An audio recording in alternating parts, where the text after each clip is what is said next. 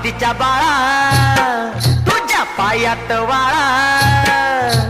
पार्वतीच्या बाळा तुझ्या पायात वाळा, पुष्पहारांच्या घातल्यात माळा, ताशाचा आवाज,